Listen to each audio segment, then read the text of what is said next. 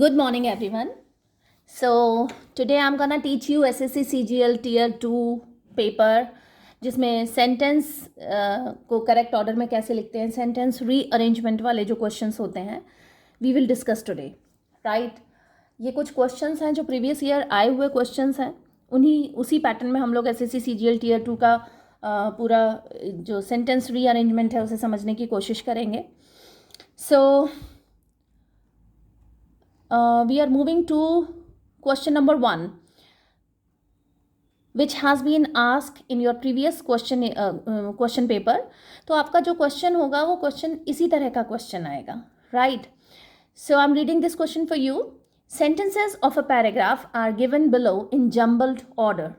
ये कुछ सेंटेंस हैं जो एक पैराग्राफ के सेंटेंसेस हैं, वो जम्बल्ड ऑर्डर में हैं, मतलब वो एक सीक्वेंस में नहीं है जैसा उन्हें होना चाहिए, तो वो जम्बल्ड ऑर्डर में है, गलत तरीके से जमे हुए हैं, ठीक है. Arrange the sentences in the correct order to form a meaningful and coherent paragraph. Coherent मतलब एकदम स्पष्ट, क्लियर, राइट. तो आपको क्वेश्चन जो है इट सेज कि आपको जो जम्बल्ड ऑर्डर में सेंटेंसेस हैं उन्हें एक इस सीक्वेंस में जमाना है कि वो एक प्रॉपर मीनिंगफुल और कोहेरेंट पैराग्राफ बन जाएं, right. Now we are moving towards the options. So some 4 options would be there. Option number A, I was almost drawn a dozen times, was nearly boiled alive and just missed being cremated. मतलब ये किसी के बारे में बात हो रही है. I was almost drawn a dozen times, लगभग 1 दर्जन के बार मैं जो भी बात कर रहा है वो डूब चुका था. ड्रॉन पानी में डूब चुका था. वॉज नियरली बॉइल्ड अलाइव, जिंदा ही बॉयल होने वाला था. नियरली बस बॉयल होने ही वाला था, ऐसी कुछ स्थिति बन गई थी. And just missed being cremated. Missed being cremated मतलब उसकी जो भी जैसे क्रिमेटेड करते हैं डेड बॉडीज़ को, जब क्रिमेटेड कर देते हैं उनका कब्र बना देते हैं तो वो बस कब्र में उसको दफनाने ही वाले थे, but it did not, it means it was not happen to that particular person जो भी ये बात कर रहा है. अब ये फर्स्ट सेंटेंस तो आपको कहीं से नहीं दिख रहा. I was almost drawn a dozen times, was nearly boiled alive and just miss being cremated. इसके पहले कुछ तो हुआ होगा, तो यहाँ से ये तो नहीं लग रहा है कि ये ए ऑप्शन नंबर जो सीक्वेंस है वो फर्स्ट सीक्वेंस में आना चाहिए, नंबर 1 सीक्वेंस में आना चाहिए. It does not look like, right. B option, now my well-being is simply the result of a careful and measured mode of living, and perhaps the most astonishing thing is that 3 times in my youth I was rendered by illness a hopeless physical wreck and given up by physician. So I was rendered by illness. Let me explain this phrase. I was rendered by illness means when someone says they were rendered by illness, they are typically expressing that they were severely affected or incapacitated by an illness. In this context, rendered means that the illness caused them to become physically or mentally unable to carry out their normal activities or duties, right. And it suggests a significant impact or debilitation due to, impact or debilitation due to the illness, right, which might have prevented them from performing tasks or working or engaging in their usual daily routine.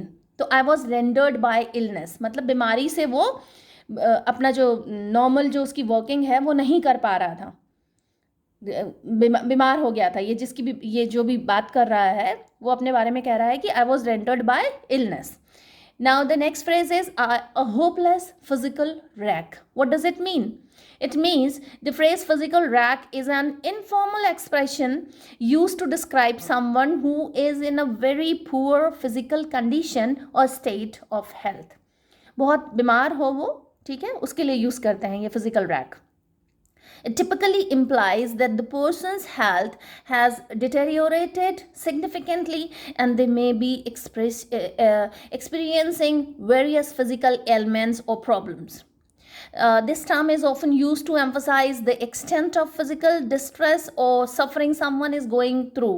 जो भी बीमारी हो रही है उसके बारे में बताते हैं. For example, if someone says after the accident he was a physical wreck, it means that the individual's physical health was seriously compromised as a result of the accident. Physical rack मतलब उसकी health खराब हो गई है, उसके लिए physical rack word आता है. And given up by physician, जो फिजिशियंस थे. तो सेकंड जो बी ऑप्शन है वो आपका पूरा ऑप्शन क्या कहता है? Now in my wellbeing, look here it is. Now, my well-being is simply the result of a careful and measured mode of living, and perhaps the most astonishing thing is that 3 times in my youth I was rendered by illness a hopeless wreck, a hopeless physical wreck, and given up by physicians. अब ये जो भी author है जिसकी जो भी बात कर रहा है वो कह रहा है कि इसके यूथ में 3 बार ही उसको ऐसी फिजिकल इलनेस हुई जिससे वो फिजिकल रैक बन गया, मतलब काफ़ी ही बीमार रहा वो. उसका जो डेली रूटीन है वो पूरी तरीके से हिंडर हो गया, बड़ा परेशान रहा, उसकी तबीयत बहुत ख़राब रही. Now the C option says more than this, through ignorance and light-heartedness I got into all sort of difficulties, dangers and scraps from which I extricated myself as by enchantment. अब ये बात कर रहा है कि मोर दैन दिस, इसके अलावा जो एक इग्नोरेंस हुआ था, मतलब जो भी बीमारी है उसको उस सीरियसनेस के साथ में नहीं समझा गया और वैसा ट्रीटमेंट नहीं किया गया. मतलब कहीं कुछ मिसिंग रहा उसके ट्रीटमेंट में.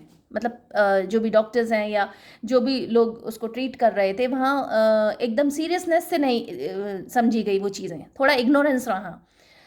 इस वजह से क्या हुआ, बहुत सारी डिफ़िकल्टीज़ आई और डेंजर्स आए, खतरे आए.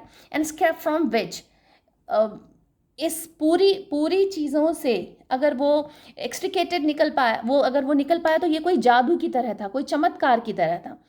The phrase I extricated myself as by enchantment, what does it mean?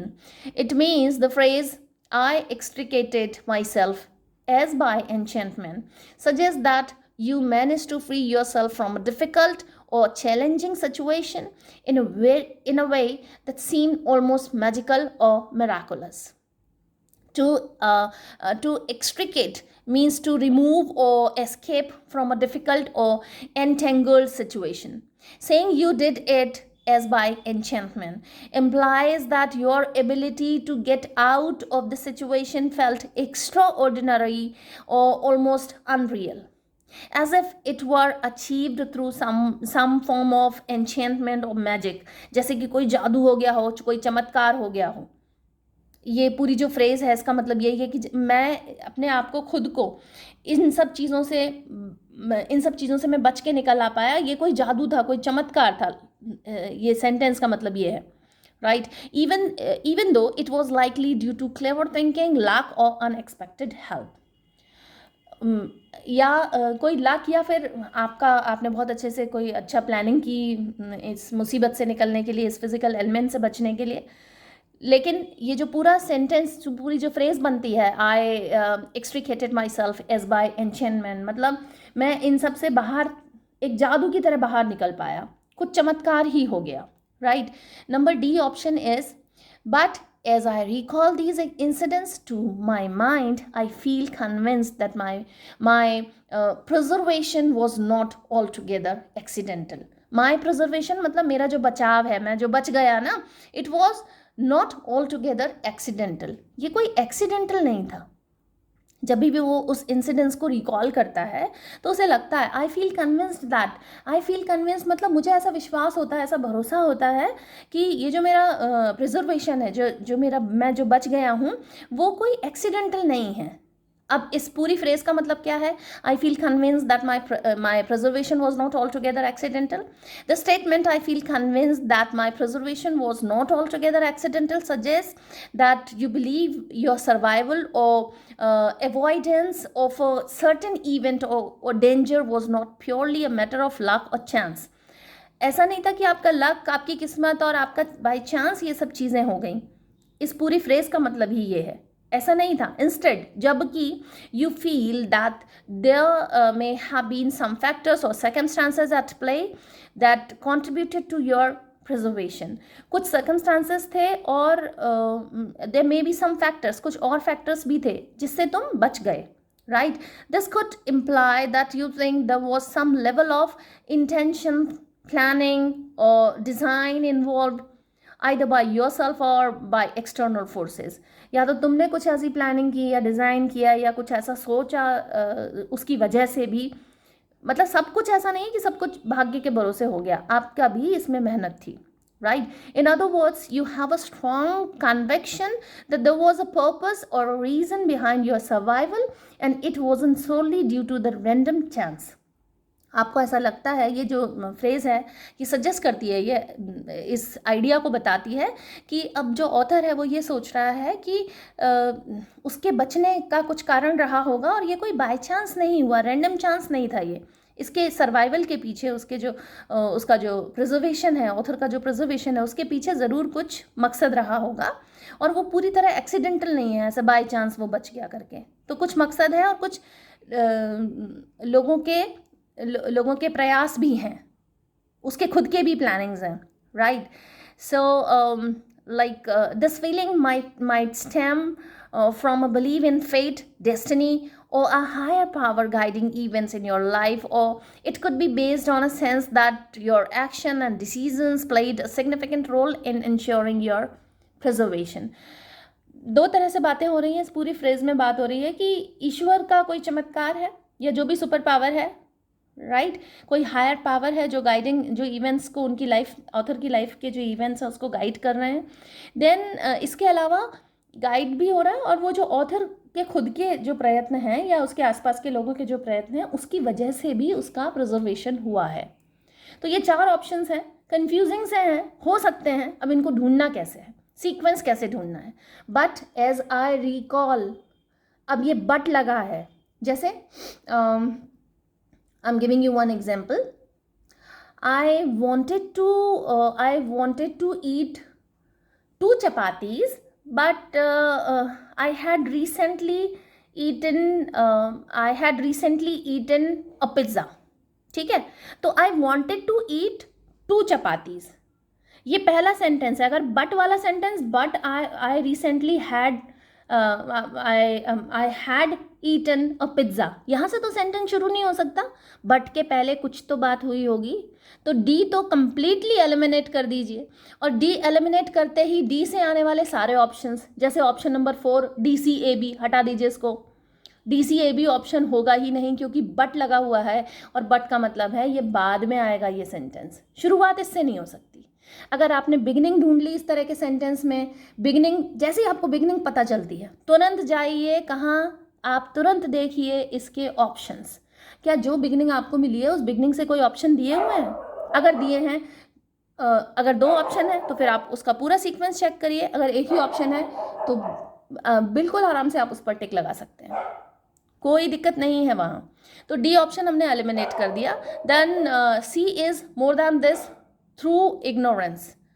More than this मतलब अब पहले कुछ हुआ होगा तभी मोर दैन दिस, पहले अगर कोई बात हुई है तभी हम मोर देन दिस की बात कर रहे हैं, मतलब यहाँ से भी शुरुआत तो नहीं हो सकती. तो सी वाला ऑप्शन जो दिख रहा है, सी से एक ऑप्शन और आया हुआ है आपके पास में, CABD, ये भी एलिमिनेट हो गया है. सी और डी से शुरू होने वाले सेंटेंस हमने एलिमिनेट कर दिए हैं. Now we are going to B. Okay, B. What is B?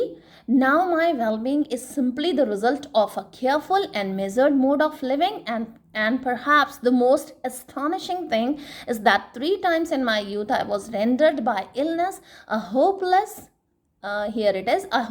physical wreck and given up by physician.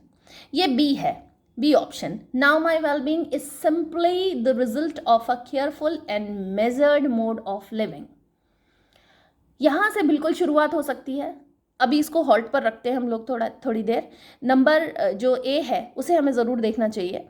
I was almost drawn a dozen times, was nearly boiled alive and just missed being cremated.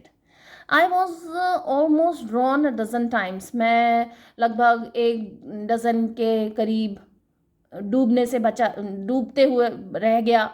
और ज़िंदा ही boil होते हुए रह गया, और जो कब्र बनते हुए, कब्र में दफनाते हुए रह गया।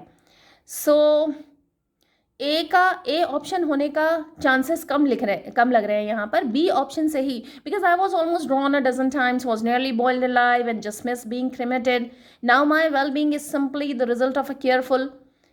इसका सीक्वेंस जहां तक है, now my well being is simply the result of a careful, B option होना चाहिए, बट हम ए और बी दोनों देखेंगे। नाउ वील सी कि ऑप्शंस क्या हैं। सी से स्टार्ट वाला होने वाला एलिमिनेट कर दिया हमने, डी से स्टार्ट वाला एलिमिनेट कर दिया। ऑप्शन अपने पास दोनों ही बी से मिल रहे हैं, पहला है बी ए डी सी, दूसरा है बी सी ए डी। अब इस बी सी मतलब हो तो वो स्टार्ट बी से ही रहा है, क्या बी के बाद में ए आएगा या सी आएगा, क्योंकि यही दो ऑप्शन अपने पास में बच रहे हैं। बी जो सेंटेंस है वो है, now my well being is simply the result of a careful and measured mode of living and perhaps the most astonishing thing is that 3 times in my youth I was rendered by illness, a hopeless physical wreck and given up by physicians। इसके बाद में सी, अगर हम सी देखते हैं, more than this, ठीक है, इतना हो गया, then more than this, इतना कुछ हो गया उसके साथ में, फिजिकल रैक रहा वो और काफ़ी बीमार रहा, more than this, इसके अलावा भी through ignorance and light heartedness I got into all sort of difficulties, dangers and scraps from which I extricated myself as by enchantment। B के बाद में सी आ सकता है, लेकिन बी के बाद में हम लोग ए का ऑप्शन भी देखेंगे। What is A? I was almost drawn a dozen times, was nearly boiled alive and just missed. Look, अगर मोर ओवर यहाँ पर दिया हुआ है मोर से, मोर दैन दिस, तो बी के बाद में ऑप्शन सी आना चाहिए, और ये ऑप्शन है अपने पास में बी सी ए डी। उसके बाद में आएगा ए, देन आएगा लास्ट में D.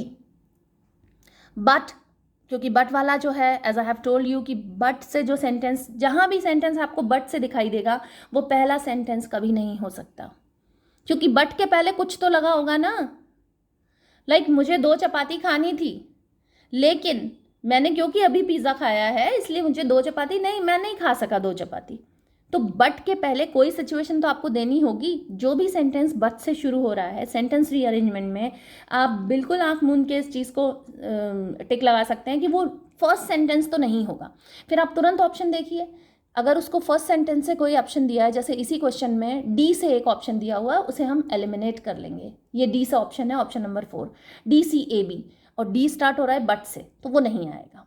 Then what would be the right option? Right option would be B C A D.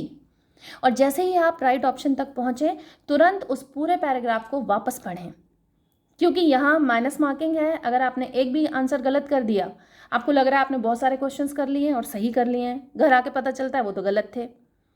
इस तरह का रिस्क बिल्कुल नहीं उठाएं। इतनी मेहनत आप लोग कर रहे हैं, इतनी तैयारी आप कर रहे हैं, तो एग्ज़ाम टाइम में ये छोटी सी गलती तो बिल्कुल भी नहीं करें।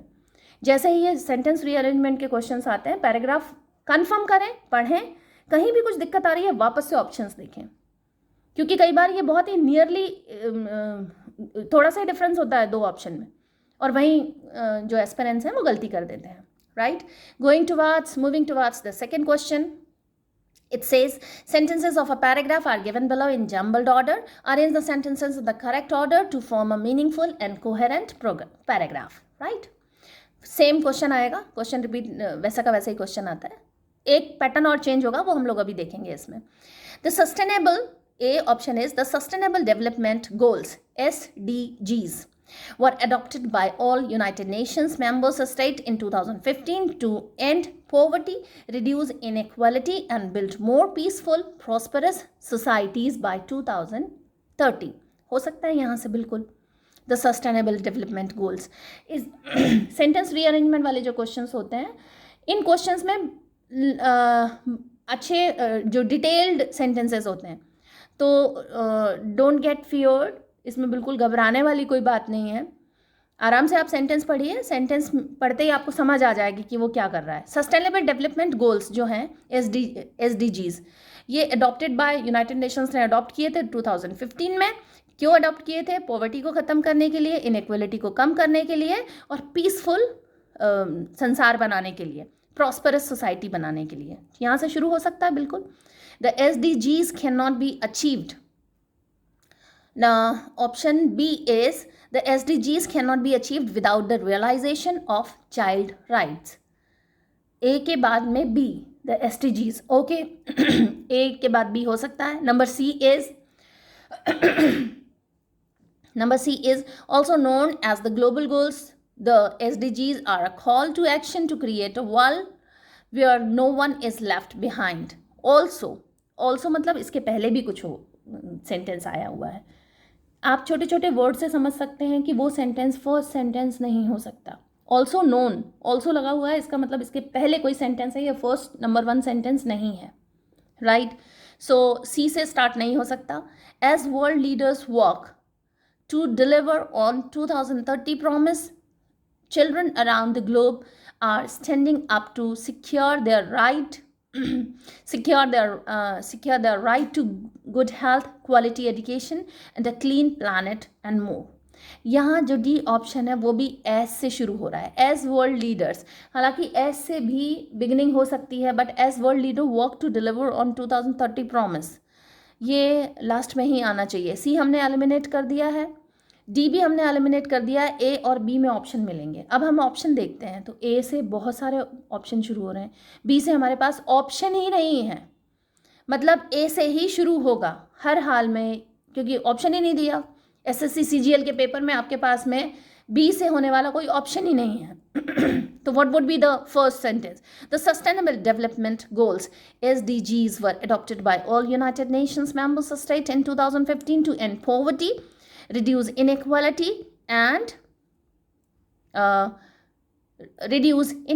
and build more peaceful and prosperous societies by 2030. ए से शुरू हो रहा है. ए के बाद में अगर हम बी का सीक्वेंस देखते हैं, the SDGs cannot be achieved without the realization of child rights. ये एकदम से चाइल्ड की बात कहाँ, चाइल्ड राइट्स की बात कहाँ से आ गई? राइट. तो बी तो नहीं आएगा यहाँ. Peaceful, prosperous societies by 2030, also known as the global goals. The SDGs are a call to action to create a world where no one is left behind. ये सेंटेंस ए के बाद में अगर हम सी देखते हैं तो एक जैसे गोल के बारे में ही बात की जा रही है. आपको पीसफुल और प्रॉस्परस सोसाइटी बनानी है 2030 तक. Also known as the global goals. Global goals जो हैं, the SDGs are a call to action. जो ग्लोबल गोल्स, जो SDGs हैं, वो उनको कॉल टू एक्शन है. मतलब अब एक्शन लेने का समय आ गया है. किसके लिए एक्शन लेना है? कि आप एक वर्ल्ड क्रिएट कर पाएँ जहाँ पर कोई भी पीछे नहीं छूटे. No one is left behind. कोई भी पीछे नहीं छूटे, सब साथ में एक साथ प्रोग्रेस करें, आगे बढ़ें, तरक्की करें. ठीक है. देन ए के बाद में सी, देन ए के बाद में सी. ओके, दिस ऑप्शन में ए के बाद में सी वाले अगर हम ऑप्शन देखें, आप जैसे ही सेंटेंस पढ़ें, सेंटेंस रीअरेंजमेंट में ऑप्शन ज़रूर देखते चलें. ए के बाद में सी आ रहा है, फिर बी आ रहा है और डी आ रहा है. एक बारी बी देखते हैं. ए के बाद में बी नहीं आएगा, अलग सा लग रहा है. और ए के बाद में डायरेक्ट अगर हम डी देखते हैं, 2000 peaceful prosperous societies by 2030 as world leaders work to deliver on 2030 promise, children around, बिल्कुल नहीं आएगा. ए के बाद में सी आएगा. यहाँ ऑप्शन देखिए, ए के बाद में सी, देन बी, क्योंकि अब चिल्ड्रन की बात की गई है. The SDGs cannot be achieved without the realization of child rights.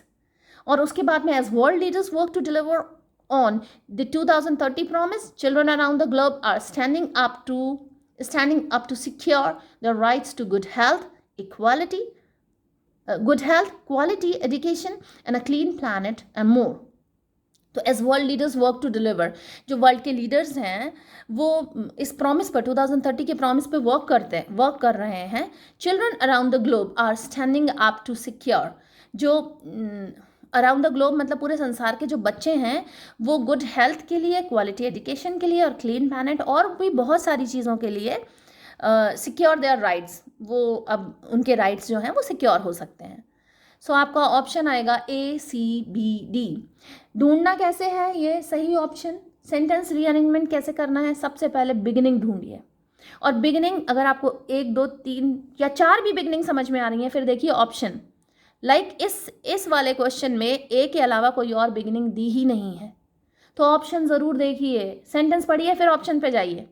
कि ऑप्शन क्या कर रहा है। पता चला आप सेंटेंस में ही उलझ के रह गए हैं, सेंटेंस समझ रहे हैं कि हाँ, अपने मन से दिमाग लगा रहे हैं, अपने मन से सोच रहे हैं कि क्या आंसर होगा इसका। आप ऑप्शन देखिए, क्वेश्चन पेपर में क्या ऑप्शन दिए हुए हैं।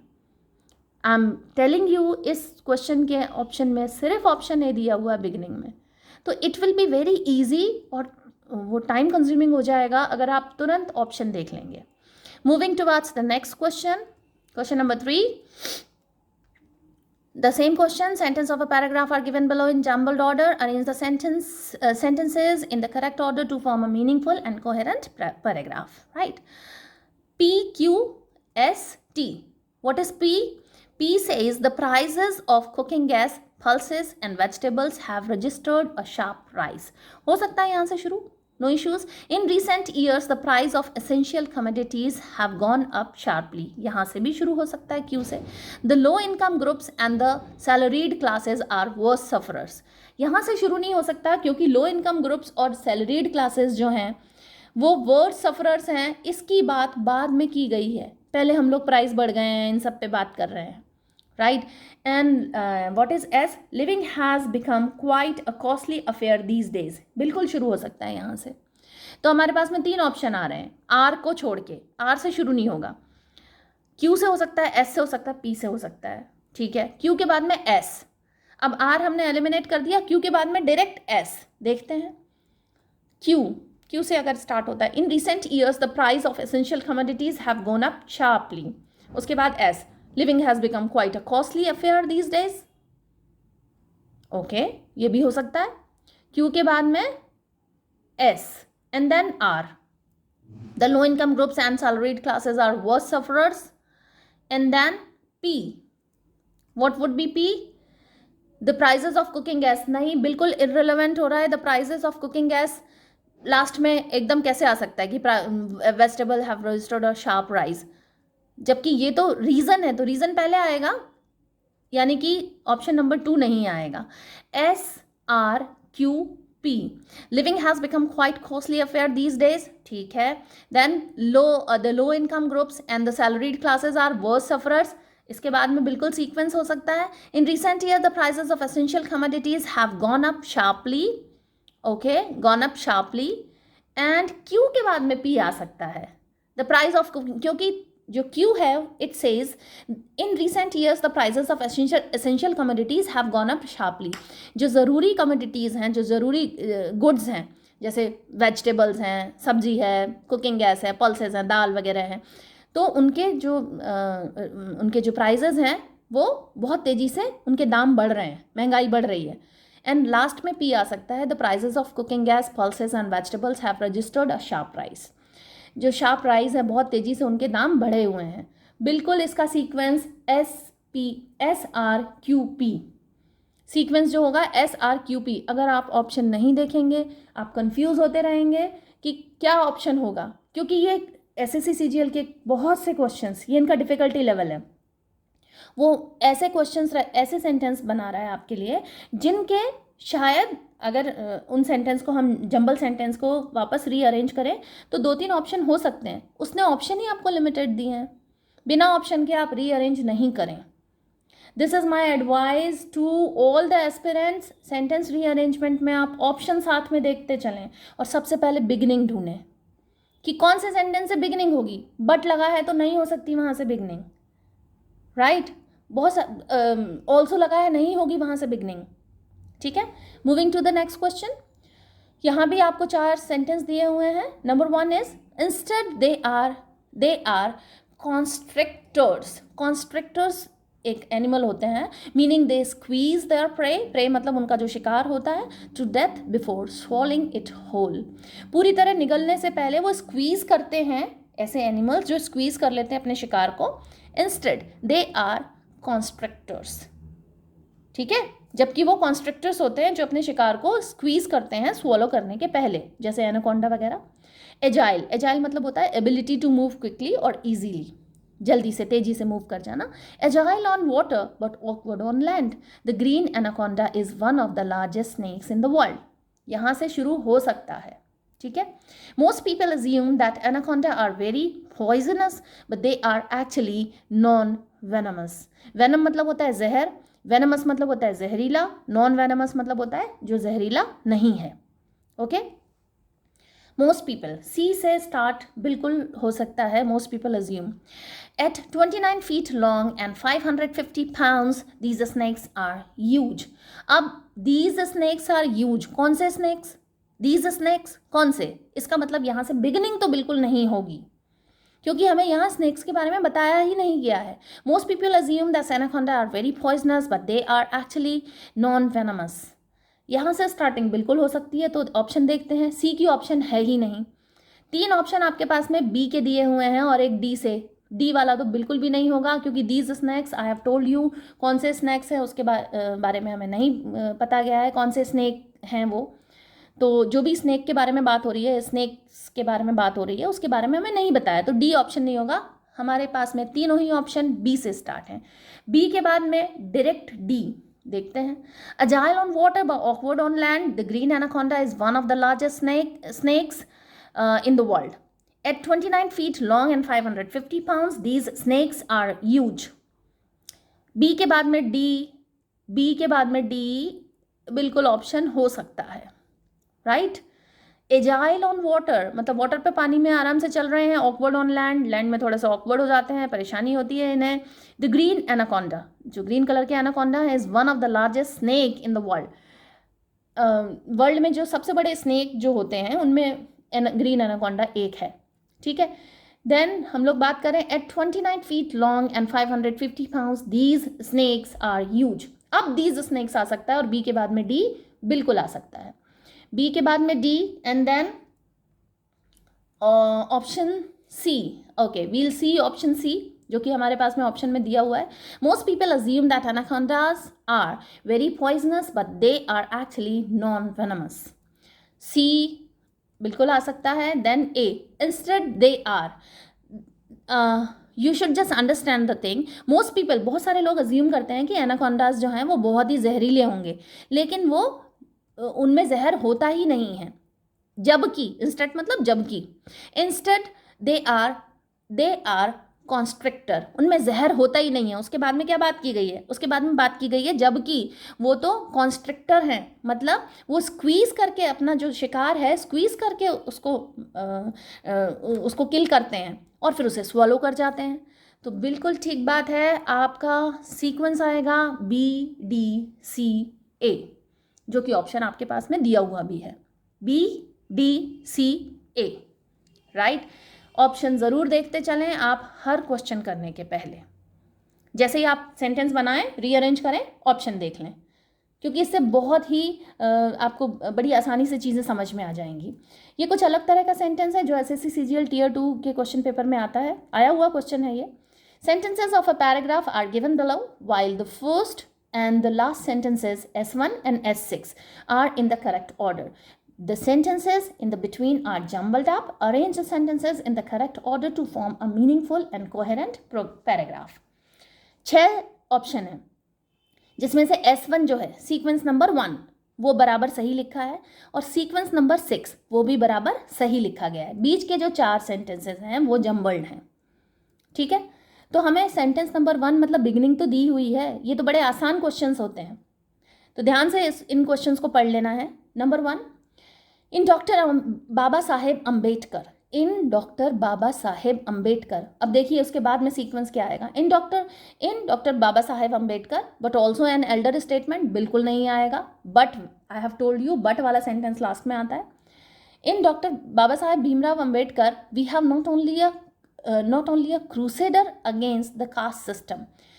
बाबा साहब भीमराव अम्बेडकर के रूप में हमारे पास केवल एक क्रूसेडर नहीं है कास्ट सिस्टम के against, right, but also an elder statement and national leader, बल्कि एक एल्डर स्टेटमेंट है जो बात कर पाए, जो अपनी बात बहुत तैयारी से बहुत स्ट्रॉन्ग तरीके से सामने रख पाए और लोग उसकी बात पे बिलीव कर पाए, और एक नेशनल लीडर भी है।